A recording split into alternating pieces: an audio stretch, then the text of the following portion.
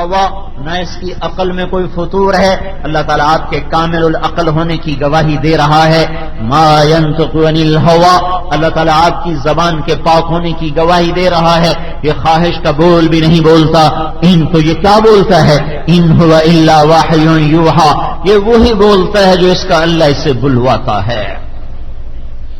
اللہ تعالیٰ پھر علمہ شدید القوى ذو مرۃ فاستوى، اللہ تبارک و تعالیٰ پھر بیچ میں جو اللہ نے واسطہ بنایا، دنیا دارالاسباب ہے. اللہ چاہتا تو براہ راست سب کچھ کرتا، لیکن اس نے دنیا کو اسباب کے ساتھ چلایا تو اپنے اور نبیوں کے درمیان جبریل کو واسطہ بنایا. تو یہ واسطہ کیسا ہے؟ کچا تو نہیں، کمزور تو نہیں، بددیانت تو نہیں، خائن تو نہیں. تو اللہ تعالیٰ نے جس واسطے سے اپنے نبی پر اپنے علم کو اتارا، اللہ نے اس واسطے کی بھی، اللہ تعالیٰ نے اس واسطے کی صفائی کو پیش کیا کہ یہ بڑا طاقتور فرشتہ، بڑے علم و فضل والا فرشتہ. پھر اللہ تبارک و تعالیٰ ثم دنا فتدلى فكان قاب قوسين او ادنى، یہ اللہ تعالیٰ اپنے نبی کے مقام کو بیان کر رہا ہے کہ اس کی بلندیاں اتنی ہیں کہ نہ تم تصور میں لا سکتے ہو، نہ سوچ سکتے ہو. فاوحى الى عبده ما اوحى، یہ اللہ تعالیٰ اپنے نبی کا علم بتا رہا ہے. فاوحى الى عبده ما اوحى، ما اوحى کا مطلب یہ ہے کہ ساری دنیا کے انسان جنات بمے انبیاء بھی مل کر سوچیں کہ ہمارے نبی کا علم کتنا ہے، تو تمہارے سارے انسان جنات فرشتے اور نبی مل کر جو سوچیں گے تمہارے محبوب کا علم اس سے بھی زیادہ ہے. ما اوحا سبحان ما اوحا. کہ تم پاگلو دیوانوں، تمہیں کیا خبر کہ ہم نے اپنے نبی کو کیا دیا ہے؟ کہ تمہیں پتہ ہی نہیں. لہذا کہا فاوحا الی عبده ما اوحا. پھر ما کذب الفؤاد ما رأى افتمارونه على ما يرى. پھر اللہ تعالیٰ نے آپ کے دل کی گواہی دی کہ دل، چونکہ اللہ تعالیٰ جو علم اترتا ہے وہ دل پہ اترتا ہے. علم وہ ہے جو دل پر آئے، زبان پر جو آئے وہ علم نہیں، کانوں میں اترے وہ علم نہیں، دماغ کی نسوں میں جو پھنسا ہوا اٹکا ہوا ہو وہ علم نہیں. وہ فیضی کے پاس بھی تھا، ابو الفضل کے پاس بھی تھا، وہ شیطان کے پاس بھی ہے. سب سے زیادہ علم شیطان رکھتا ہے. امور آخرت آسمانوں پہ بیٹھ کر اس نے دیکھے ہیں. علم وہ ہے جو کانوں سے نکلتا ہوا دماغ کے تانے بانے سے وہ بارش کے قطروں کی طرح ٹپکتا ہوا اور اپنی راہیں بناتا ہوا وہ دل کے خانے میں جا کے فٹ ہو جائے، وہاں جا کے راسخ ہو جائے، وہ علم بنتا ہے. باقی سب ہماری طرح کی لفاظی ہے. ہمارے جیسے خطیب ہیں جن کو آپ لوگ عالم سمجھ بیٹھتے ہو. علم وہ ہے جو دل میں اتر جائے اور دل کی دنیا بدل جائے. علم وہ نہیں ہے جو زبان پہ جس کا کرشمے ظاہر ہو رہے ہوں. علم وہ نہیں ہے جو دماغ کے تانے بانے میں پھنسا ہوا ہو. علم وہ ہے جو دل پہ اترے. اب دل گندا ہے تو آنے والا علم بھی گندا ہو جائے گا. جیسے پاک کپڑے کو گندی نالی میں ڈالو تو ناپاک ہو گیا، پاک برتن میں پیشاب ڈالو ناپاک ہو گیا، پاک برتن کو گندگی میں پھینکو ناپاک ہو گیا. تو آنے والا علم پاک، دل گندا ہو تو ناپاک ہو گیا.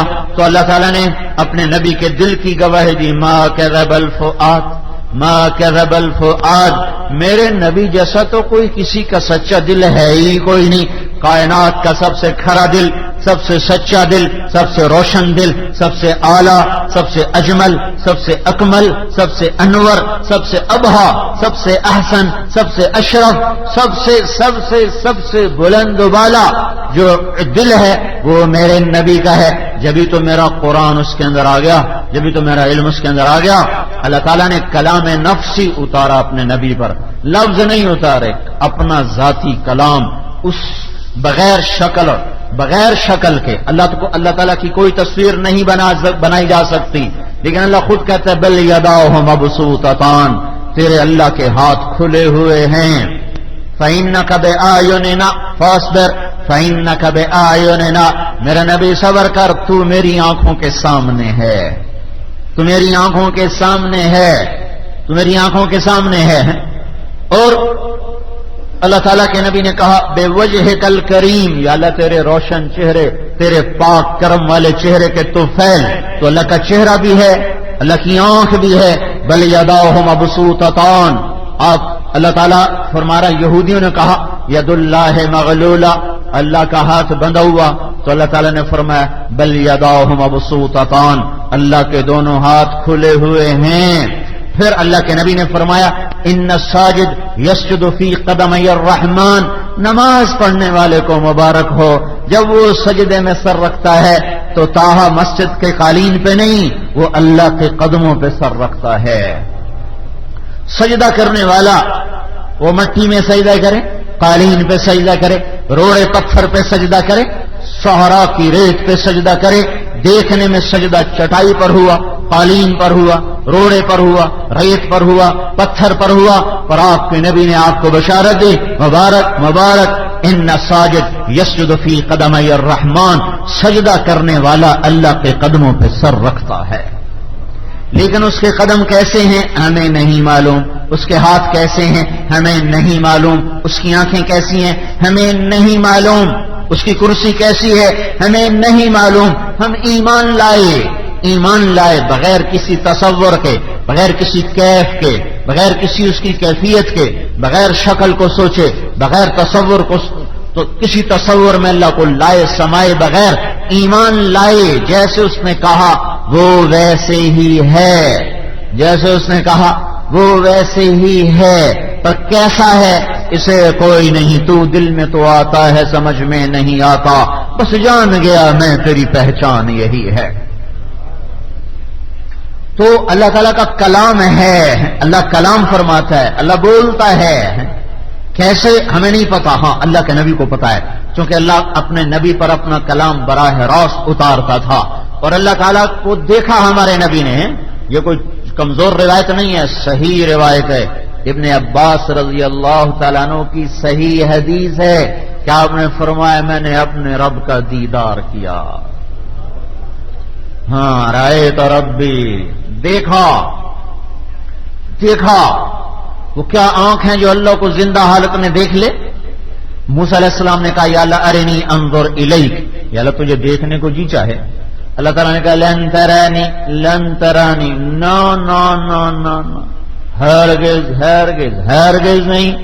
ہمارے نبی نے فرمایا موسیٰ علیہ السلام سارے نبیوں میں واحد نبی ہیں جو لاڈلے تھے، لاڈلے، یعنی وہ اللہ تعالیٰ سے ضد کر لیا کرتے تھے، اللہ کسی بات سے روک بھی دیتا تو کہتا نہیں کرنی ہی ہے، اللہ کہہ رہا ہے نہیں دیکھ سکتے کہ نہیں میں نے دیکھنا ہی ہے۔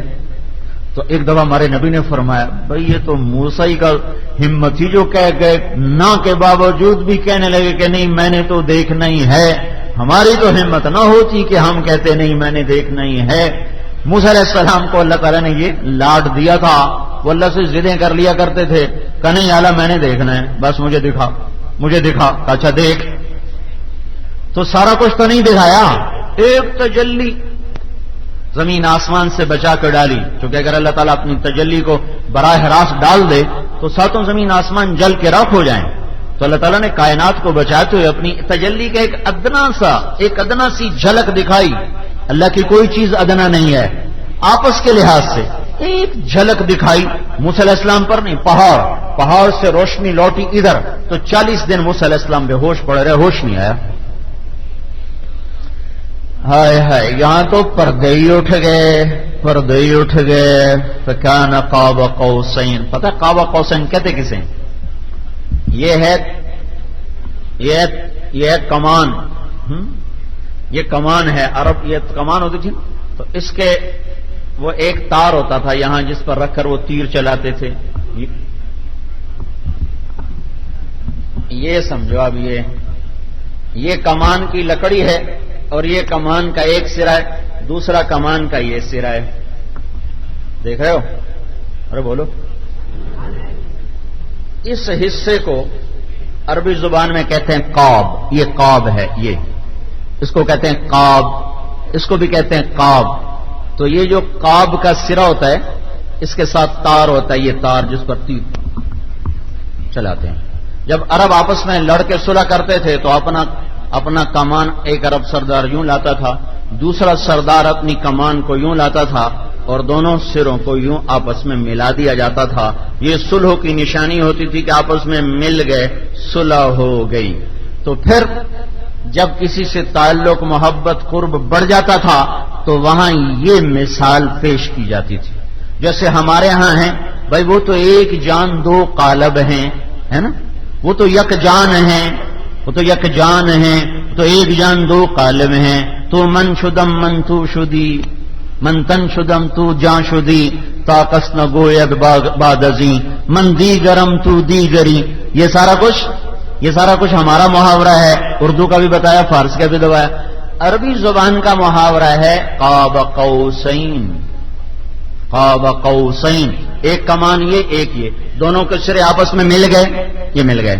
تو اللہ تعالیٰ نے جو تو ہے نا سورہ نجم، اس میں تو یہ قول جبریل کے بارے میں، ایک اللہ تعالیٰ کے بارے میں، لیکن بخاری شریف کی روایت میں جو قاب قوسین، وہ تو خود اللہ کے نبی فرما رہے ہیں کہ میں اللہ کے ایسے قریب ہوا جیسے قاب قوسین ہوتے ہیں، وہ بخاری کی روایت ہے۔ قاب قوسین یہ ہو گیا، اتنا اتصال، پھر آگے اللہ تعالیٰ فرما رہے او ادنا، نہیں اس سے بھی زیادہ قریب ہوا تو وہ قرب کون اب بتا سکتا ہے؟ لہذا ہم اس پر ایمان لائے بغیر کسی شکل تصور کو سوچے ہوئے، جیسے ہم اللہ کے ہاتھوں پر ایمان لائے، اس کے پاؤں پر ایمان لائے، اس کی آنکھوں چہرے پر ایمان لائے، لیکن کوئی تصور بنائے بغیر یہ جو عرش کے اوپر اللہ کے نبی کی پرواز ہوئی، اس کو اللہ کے نبی نے ہمیں نہیں بتایا، بس اتنا کہہ دیا رائی تو ربی، بس ایک روایت میں ترائی تو نور، میں نے نور دیکھا، دوسری روایت میں سریا ترائی تو ربی، میں نے اپنے رب کو دیکھا، کیا دیکھا، کیسے دیکھا، کیا ہوا، کیسے ہوا، اس کے بارے میں اللہ کے نبی نے بھی پردہ ڈالا، ہم بھی ایمان لائے، ہم کسی بھی کیفیت میں اس کو نہیں سمجھ سکتے، بغیر کسی کیفیت کو ذہن میں لائے ہوئے ہم اس پر ایمان لائے۔ تو اللہ تعالیٰ نے یہاں اپنے نبی کی بلندیوں کو بتایا، مقام کو بتایا، اور وہ دل جس دل پر اللہ تعالیٰ نے علم کو اتارا تھا، اس دل کی صفائی کو پیش کیا کہ وہ دل ایسا پاک دل تھا کہ میرا کلام اس پہ اتر گیا، وہ کلام جو اللہ کی ذات سے نکلا ہے، جس کی کیفیت کوئی نہیں بتائی جا سکتی، پھر آپ اس کو الفاظ میں بولتے تھے، کلام اترتا تھا سیدھا۔ اچھا، ایک حدیث میں آتا ہے اگر اللہ اپنے اس کلام کو اسی طرح لوح محفوظ پہ اتار دیتا، جیسے حضور کے سینے پر اتارا تھا، اگر ایسے لوح محفوظ پر اتارتا، لوح محفوظ کی لمبائی چوڑائی زمین آسمان سے زیادہ ہے، زمین آسمان سے لوح محفوظ کی لمبائی چوڑائی زیادہ ہے۔ اگر اللہ قرآن کو لوح محفوظ پر اتارتا اپنے کلام کی شکل میں، تو لوح محفوظ کے ٹکڑے ٹکڑے ہو جاتے۔ تو میرے آپ کے نبی کا دل کیسا دل ہے کہ سارا ہی اللہ کا کلام اترا ہضم ہو گیا؟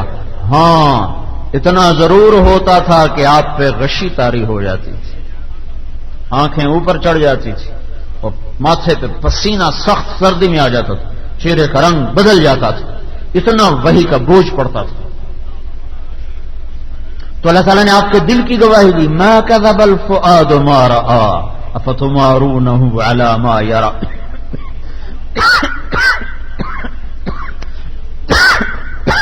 تو میرے بھائیوں، اللہ تعالیٰ نے حضرت محمد صلی اللہ تعالی علیہ وسلم کو ساری دنیا کے انسان بحر بر سب کا نبی بنا کر بھیجا، اور دنیا اور آخرت کی کامیابیوں کا راستہ کامل مکمل اکمل کر کے دے دیا کہ جاؤ اپنی امت کو دے کر آؤ، اور امت کے ذریعے سارے عالم تک پہنچانا ہمارے ذمہ ہوا کہ ہمارے نبی آخری ہیں، تو آپ کا پیغام دنیا میں پھیلانا، پہنچانا ہمارے ذمہ، لوگوں کو بتانا کہ دنیا اور آخرت کی کامیابی اللہ کے حکم میں اور نبی کے طریقے میں ہے، اس کو سیکھو سیکھو سیکھو، اس پر اللہ تبارک و تعالیٰ تمہاری دنیا بنائے گا، تمہاری آخرت بنائے گا۔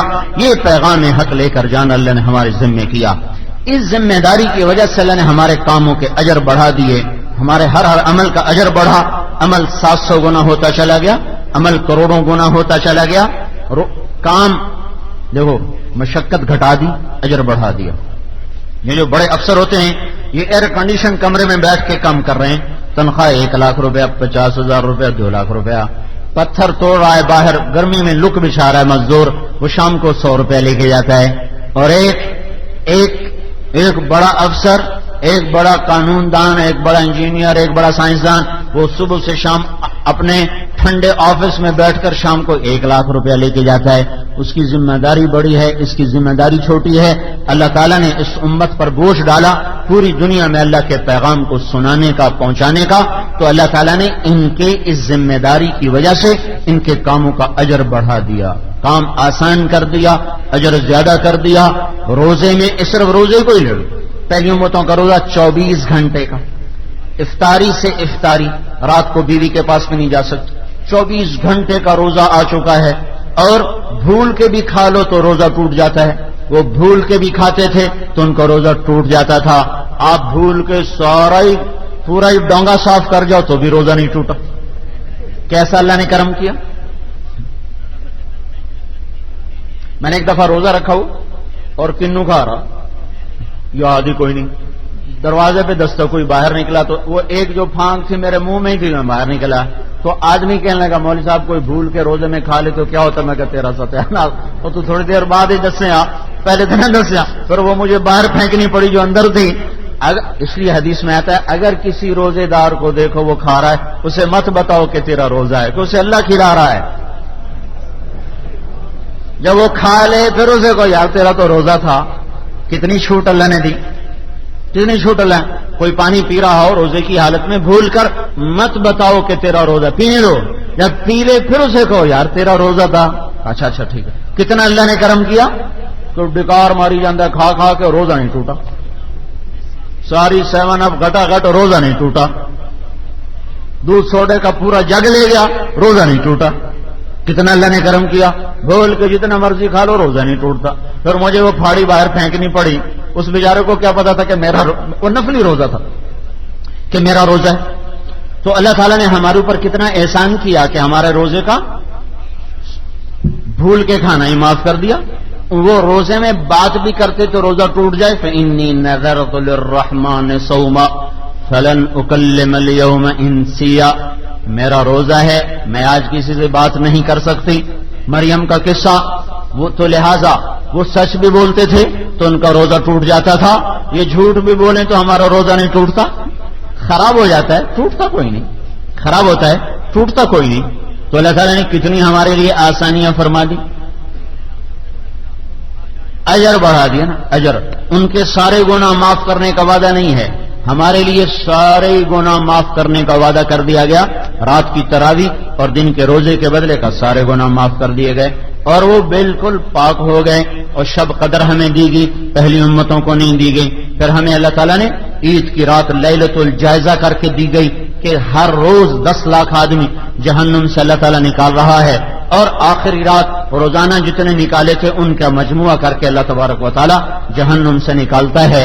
یہ اللہ تعالیٰ نے اس امت کو یہ عزت بخشی ہے اس مبارک محنت کی وجہ سے کہ ان کا چونکہ ساری دنیا کے انسانوں تک پیغام حق کا پہنچانا ان کے ذمے لگا، تو اللہ تعالیٰ نے ان کے کام کا اجر اوروں سے کئی گنا کر کے زیادہ کر دیا۔ پھر اللہ تبارک و تعالیٰ نے آسمان کے فرشتوں سے کہہ دیا کہ اپنی دعائیں چھوڑ دو اور روزے داروں کی دعا پہ آمین کہنا شروع کر دو۔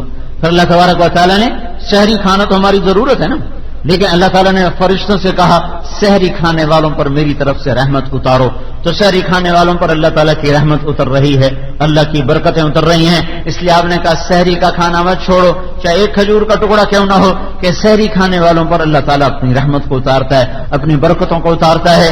تو اللہ جل جلالہ نے اس امت کو یہ اعزاز بخشا کہ ان کے سارے عالم کے انسانوں تک یہ بات بتانا کہ لوگوں کامیابی اللہ اس کے رسول کے طریقوں میں ہے، آ جاؤ توبہ کر لو، مان لو، اس ترتیب زندگی پر آؤ جو اللہ تعالیٰ نے ہمارے لیے پسند کی ہے۔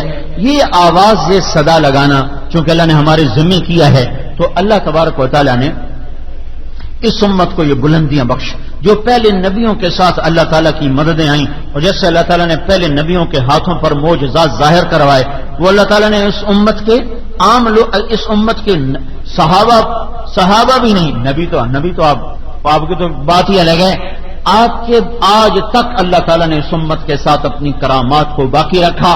جو کام پہلے نبیوں کے لیے ہوئے اس امت کے لوگوں کے لیے ہوئے۔